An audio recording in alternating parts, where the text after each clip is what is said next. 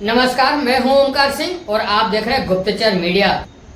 अंतर्राष्ट्रीय कथावाचक पंडित प्रदीप मिश्रा सीहोर वाले, जो कि अक्सर अपने बयानों को लेकर चर्चा में हमेशा बने रहते हैं, एक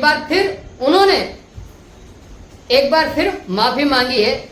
इसको लेकर पत्रकारों ने उनसे सवाल किया कि ऐसी नौबत ही क्यों आती है जिससे आपको बार बार माफी मांगना पड़ता है। आपको बता दें, ये कोई ऐसा पहली बार नहीं हुआ है कि अंतर्राष्ट्रीय कथावाचक पंडित प्रदीप मिश्रा या पहली बार माफी मांग रहे होंगे।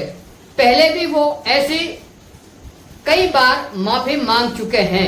आइए आपको सुनाते हैं उन्होंने क्या कुछ कहा और क्यों उन्हें माफी मांगना पड़ी। गलत हुआ है या गलत बोल गए हों और हमारी वाणी से अगर किसी के हृदय को ठेस पहुंची हो तो मैं क्षमा चाहता हूँ। किसी के हृदय को ठेस पहुंचाना कभी शिव महापुराण नहीं करता। शिव महापुराण हमेशा जगत का कल्याण का कार्य करती है और जगत कल्याण की ही बात करती है। फिर भी अगर मेरी वाणी से या शिव महापुराण के किसी शब्द से किसी भी समाज को, किसी वर्ण को, किसी व्यक्ति को अगर कोई ठेस पहुंची तो उसकी क्षमा चाहता हूँ, उसकी शिकायत नहीं।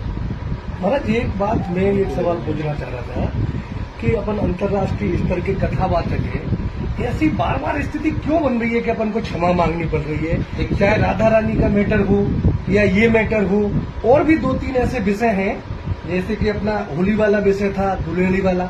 ऐसी स्थिति क्यों बन रही है अपने साथ में बार बार कि अपन को क्षमा मांगनी? विषय कोई भी आप अगर प्रसंग उठाएंगे शास्त्रों को, ब्रह्म विभक्त पुराण से उठाएंगे तो राधा रानी का प्रसंग भी आपको पढ़ने को मिलेगा।